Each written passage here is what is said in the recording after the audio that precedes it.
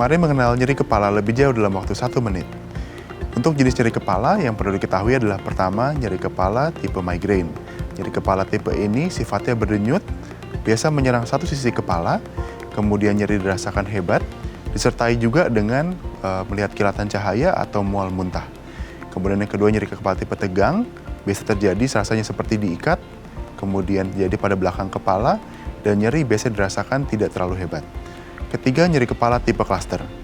Tipe nyeri kepala tipe cluster ada nyeri kepala yang disertai dengan rasa tertekan pada daerah mata. Biasa disertai dengan mata berair ataupun mata merah. Kemudian ada juga tipe nyeri kepala yang disebabkan oleh sinusitis, yaitu nyeri kepala yang disertai dengan rasa berat pada hidung yang apabila pasien atau orang itu membungkukkan badannya akan terasa berat pada daerah sekitar wajahnya.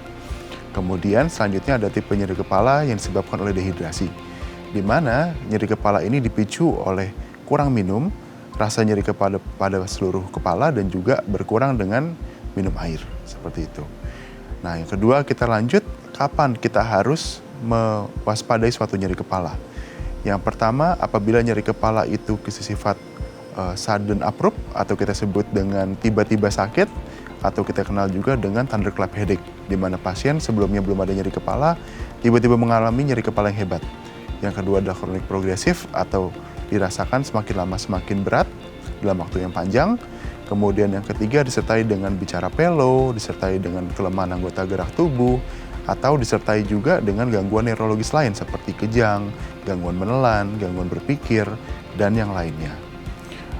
Apa yang harus dilakukan? Yang pertama harus istirahat cukup, yang kedua adalah minum air yang cukup, dan juga untuk mencatat nyeri kepala tersebut baik secara durasi, baik itu kapan nyeri kepala itu pemicunya, apa yang menyebabkan, dan juga kita harus mencatat juga seberat nyeri kepalanya. Apabila hal ini sudah dilakukan dan masih nyeri kepala, silakan datang untuk berkunjung ke dokter terdekat. Baik, Anda masih bersama kami di Bincang Sehati dan kita masih membahas sama kita hari ini nyeri kepala, kapan kita harus khawatir. Nah, kalau Anda lagi sakit kepala nih ya, lagi nyeri kepala, atau Anda kayak kok sering banget ya, sebulan bisa berapa kali, terus Anda mengatasinya dengan obat warung gitu, tapi kayaknya berulang terus. Nah, Anda patut curiga ya, tapi jangan mendiagnosis terlebih dahulu. Anda harus tetap tanyakan ke dokter Anda. Hari ini kita akan membahas seputar nyeri di kepala, kapan kita harus khawatir. Nah, kalau Anda punya pertanyaan seputar tema kita hari ini, boleh ya tanya-tanya di 021 290 32644 atau DM Instagram kami di @bincangsahatidayatv. Kita masih bersama dengan Dr. Reinhard Oktovianto SPN, dokter spesialis neurologi dari Suci Hospital Jakarta. Oke dok, nyeri kepala tadi sudah dijelaskan di segmen mitos dan fakta. Nyeri kepala itu ada 2, primer dan sekunder gitu ya dok ya. Nah, pertanyaannya adalah dengan kondisi primer dan sekunder ini, itu prevalensi yang paling banyak biasanya yang mana ya dok ya? Yang primer atau yang sekunder, dan kenapa itu jadi lebih banyak? Apakah karena memang satu kondisi tertentu, misal yang sekunder gitu ya? Oh, karena mungkin ada komorbiditas tertentu pada orang-orang tertentu dengan komorbid tertentu yang akhirnya beralih pada atau menyebabkan nyeri kepala gitu. Oke, kalau kita mulai dulu ya dari mana yang lebih sering gitu ya. Lalu untuk yang lebih sering dalam kasus sehari-hari primer lebih sering ditemukan. Baik. Jadi nyeri kepala tipe tegang, nyeri kepala tipe cluster, migrain itu cukup sering ditemukan gitu ya. Apalagi tadi sempat bahas ya, untuk nyeri kepala tipe tegang itu yang paling sering ditemukan karena ini pengaruhnya paling banyak dari psikis gitu ya. Jadi tekanan fisik, dikejar cicilan, dikejar kerjaan. Ternyata gitu pengaruh ya dok ya? Pengaruh, dan ada diagnosa betulnya seperti itu. Jadi bukan hanya psikis seperti itu. Jadi untuk primer sering ditemukan di klinis sehari-hari, lebih daripada sekunder seperti itu. Kenapa faktornya mungkin kenapa sekunder jarang ya kita temukan? Sebenarnya satu, kita kalau bicara kita mungkin spesifik ke tumor otak terlebih dahulu ya. Tumor otak itu faktanya mungkin bagi yang belum tahu, untuk orang dewasa 80-70% itu disebabkan oleh kita sebutnya tumor metastasis. Artinya tumor otak itu bukan datang dari otak sendiri, tapi dari tumor tempat lain. Kita bilang orang punya tumor paru, dia punya tumor dari payudara, tumor hati seperti itu.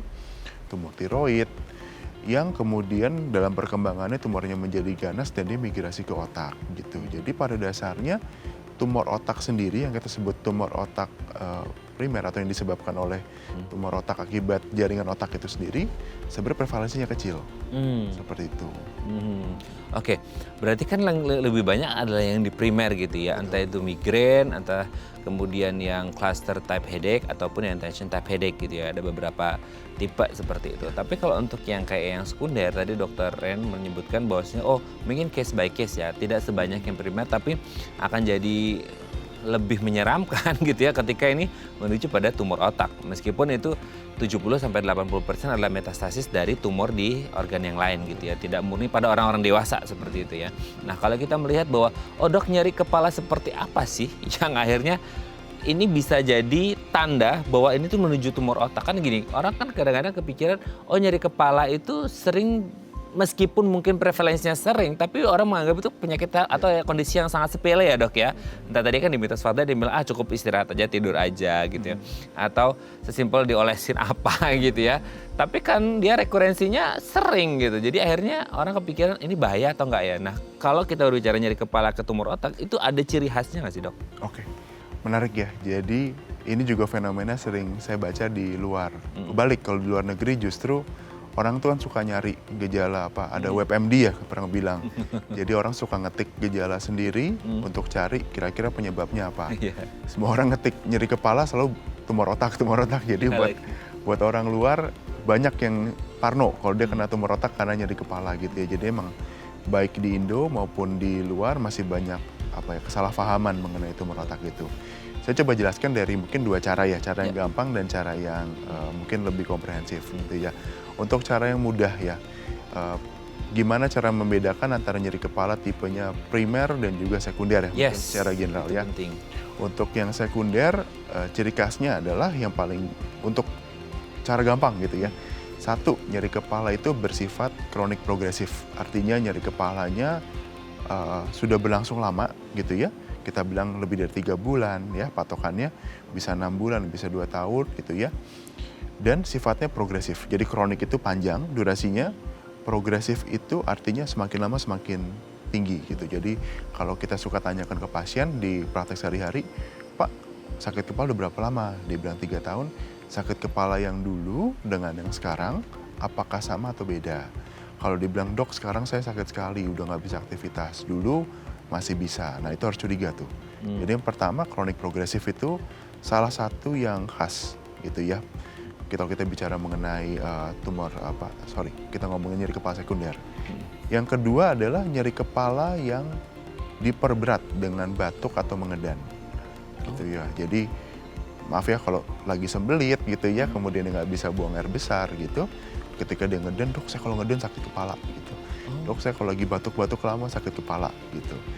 Penyebabnya karena pada saat batuk atau mengedan itu terjadi peningkatan tekanan di dada intratorakal atau intrakranial yang pada akhirnya akan meningkatkan tekanan di kepala seperti itu. Jadi tekanan di perut dan juga dada akan tertransfer ke kepala.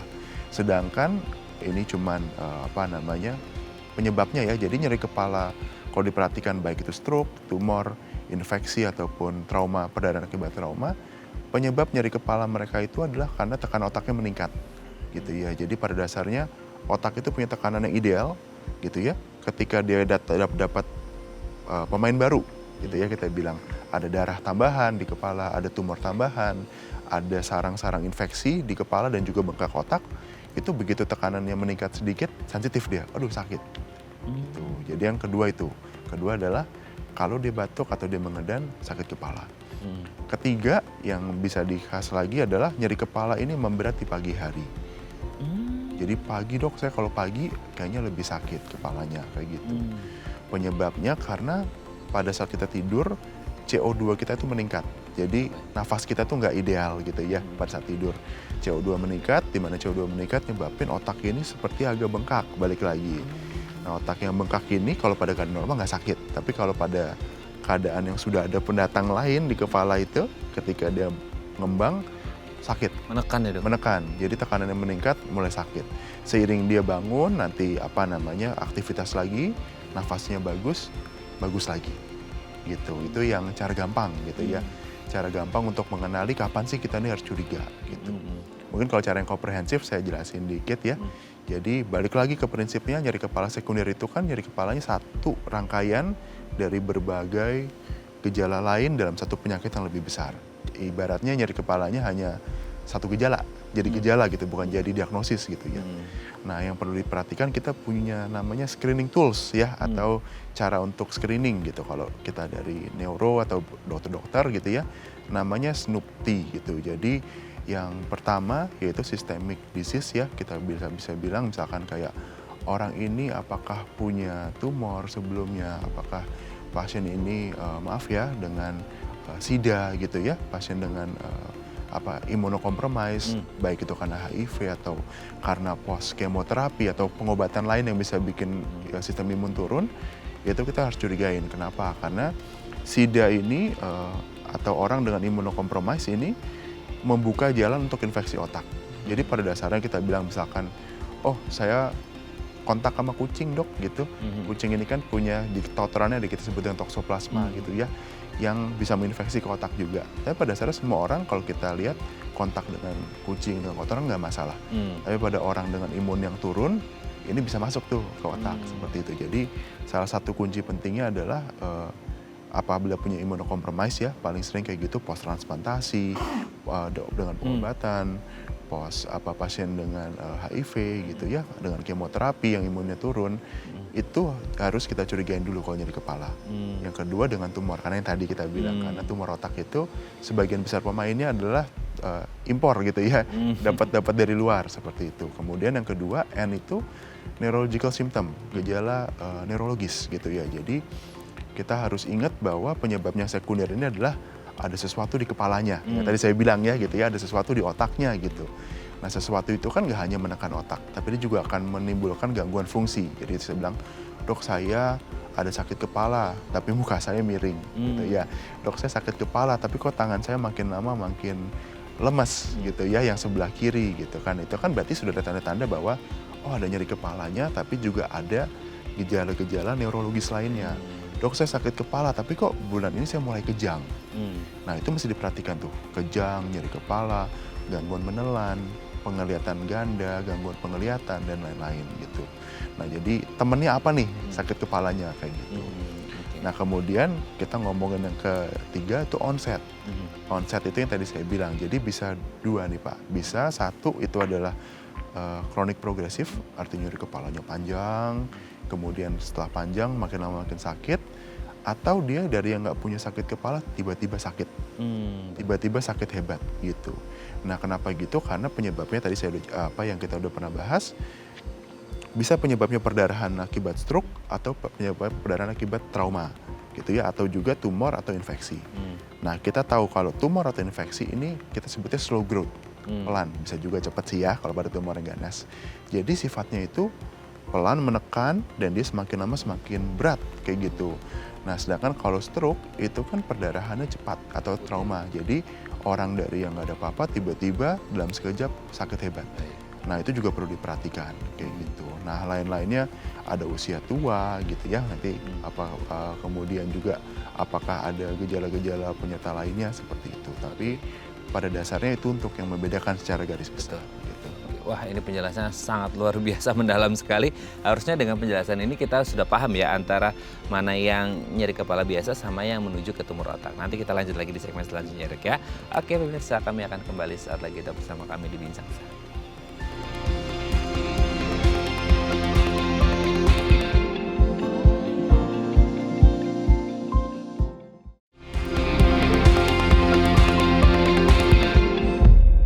Baik, masih bersama kami di Bincang Santai dan kita masih membahas sama kita hari ini seputar nyeri kepala, kapan kita harus khawatir dengan kondisi ini. Karena mungkin ada yang ya menganggap ini hal yang sepele ringan aja, ada juga yang mungkin overthinking ya, atau ya karena sering muncul makanya kita harus khawatir. Nah makanya hari ini kita akan mengupas tuntas ya. Nah kalau Anda punya pertanyaan seputar tema kita hari ini, boleh ya tanya-tanya di 0212903244 atau DM Instagram kami di @bincangsahat.tv.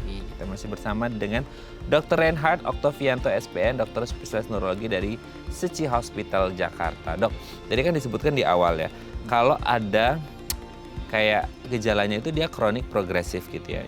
Dalam artian kayak lama dan semakin memburuk. Ada mungkin kayak berapa tahun gitu terjadi perburukan dan akhirnya kerasanya semakin berat. Nah, gejala ini tuh dia karena mungkin dari mild, moderate sampai severe gitu ya. Itu tuh dia sifatnya hilang timbul atau menetap ya? Atau gimana? Untuk sifatnya sebetulnya bisa hilang timbul ya, seperti yang saya bilang tadi. Misalkan kita bilang pagi lebih berat, kemudian siang dia hilang pada saat dia olahraga olahraga atau dia pada saat dia BAB gitu ya, maaf ya, itu bisa memberat lagi gitu. Tapi pada prinsipnya bisa hilang timbul gitu ya, dan severitas itu bervariasi setiap orang seperti itu. Tapi pada dasarnya kalau sudah progresif ke tahap yang berat, biasanya sudah sampai mengganggu aktivitas, pasien tidak bisa beraktivitas. Oke.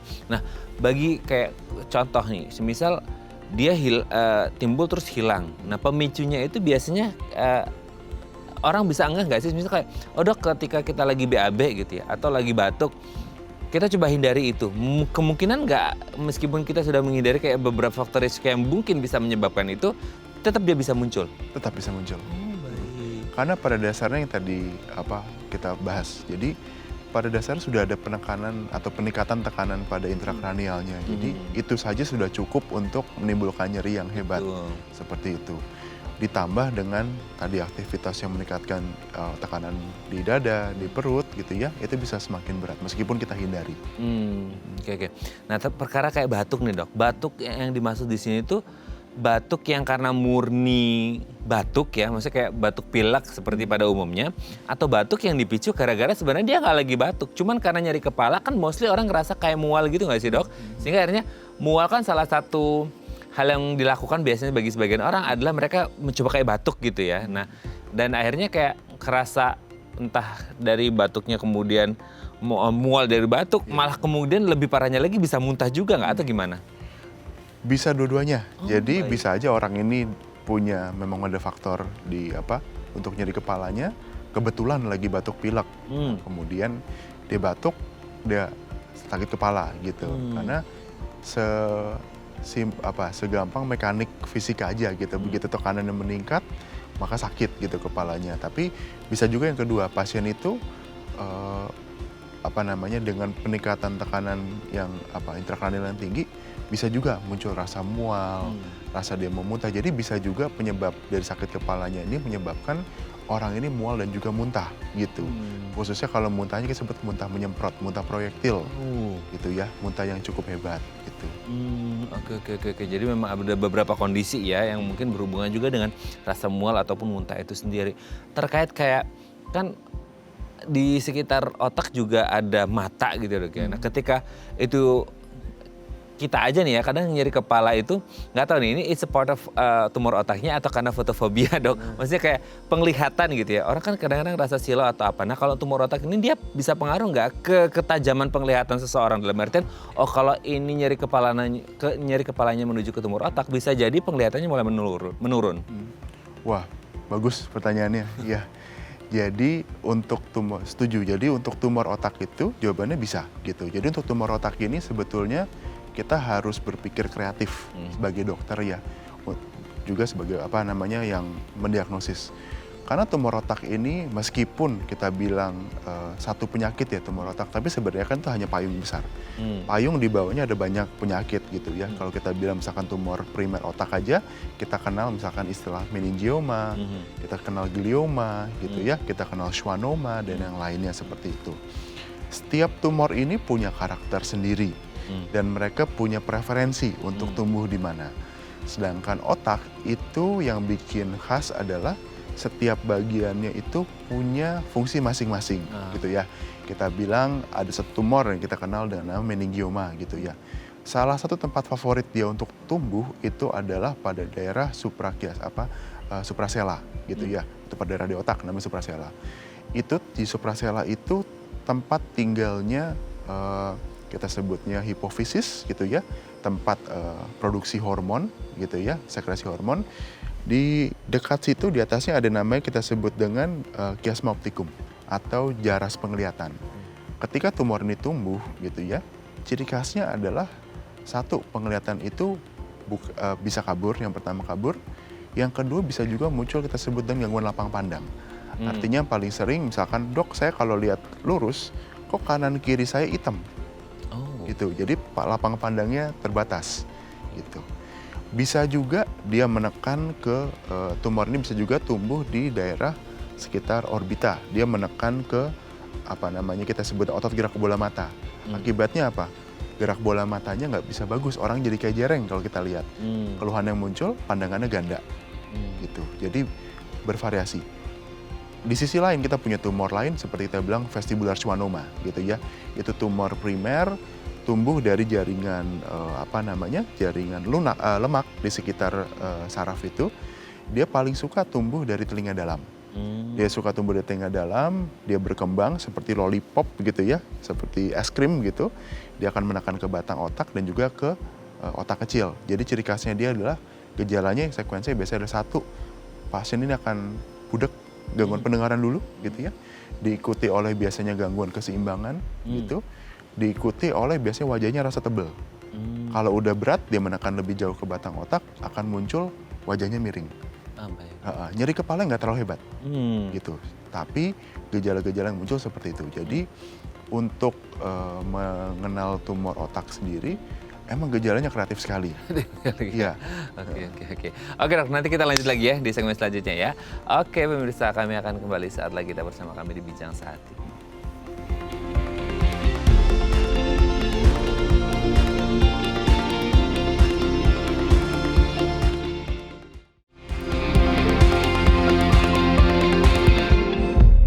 Baik, masih bersama kami di Bincang Sehati dan kita masih membahas tema kita hari ini, nyeri kepala kapan kita harus khawatir. Kalau ada punya pertanyaan seputar tema kita hari ini boleh ya tanya-tanya di 021 290 3244 atau DM Instagram kami di @bincangsahatidayatv. Kita masih bersama dengan Dr. Reinhard Oktovianto SPN, dokter spesialis neurologi dari Suci Hospital Jakarta. Oke dok, kalau kita berbicara tadi ya dari berbagai gejala klinis yang dirasakan dan kroniknya dan progresivitasnya, dia itu dan ada hilang timbulnya, dia itu kayak ada spesifiknya juga nggak sih dok? Di titik atau lokasi di kepala itu kan mungkin kalau kita berbicara tumor, kalau manifestasi klinisnya adalah berupa benjolan, apalagi ketika ada tension dia kerasa sakit banget, berarti dia akan stay di satu titik itu atau bisa jadi menyebar kemana-mana. Meskipun ya tumornya di situ tapi bisa jadi nyerinya bisa ke beberapa titik atau fokus di satu titik itu.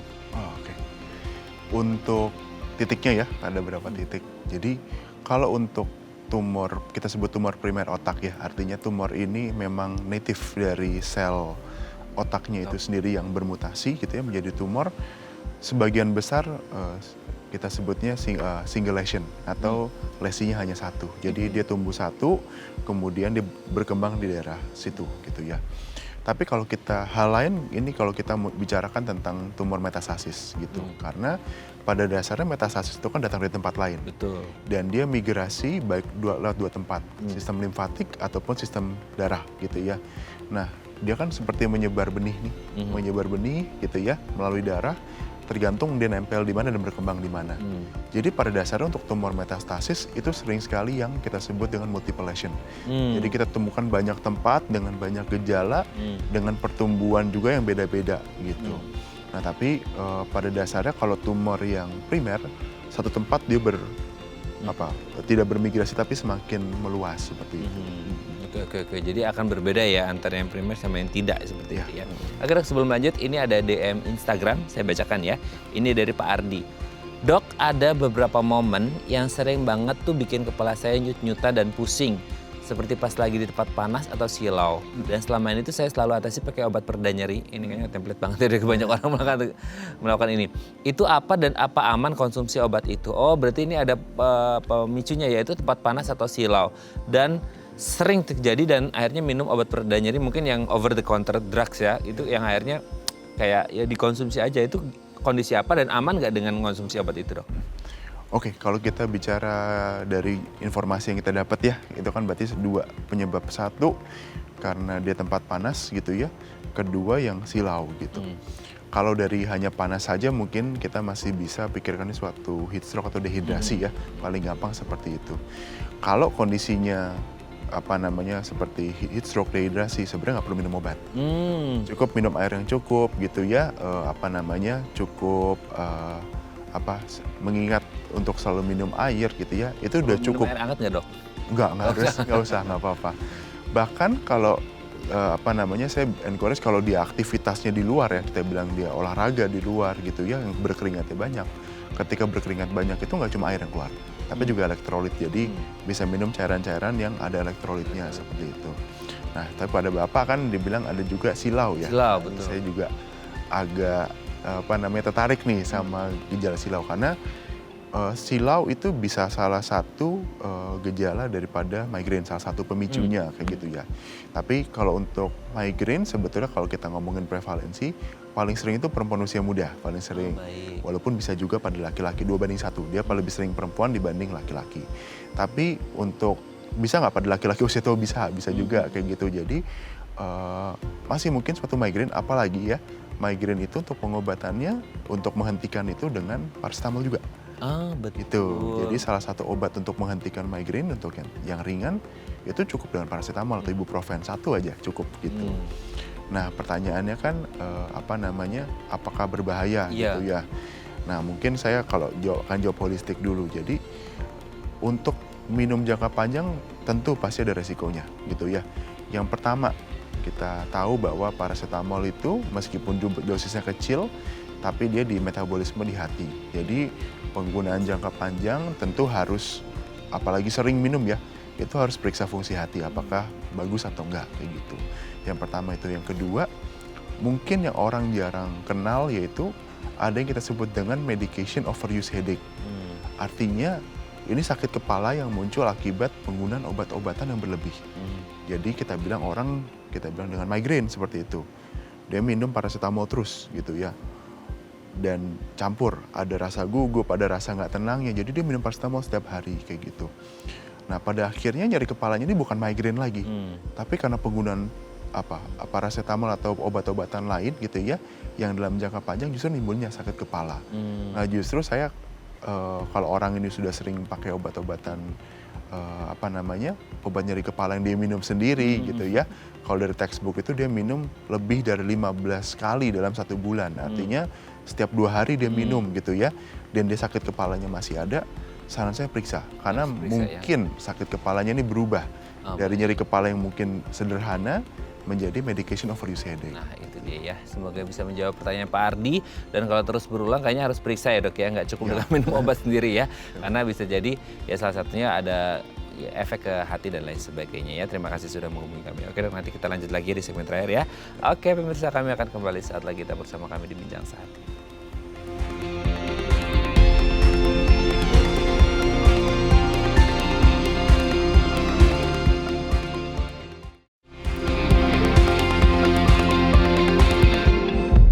Baik, masih bersama kami di Bincang Sehati dan kita masih membahas sama kita hari ini nyeri kepala kapan kita harus khawatir. Masih bersama dengan Dr. Reinhard Oktovianto SPN, dokter spesialis neurologi dari Suci Hospital Jakarta. Oke dok, dengan segala macam penyebab, gejala klinis dan manifestasinya, sekarang kita untuk menegakkan diagnosis, kan kadang-kadang ada orang datang ke poli dengan diagnosisnya masing-masing ya dok ya.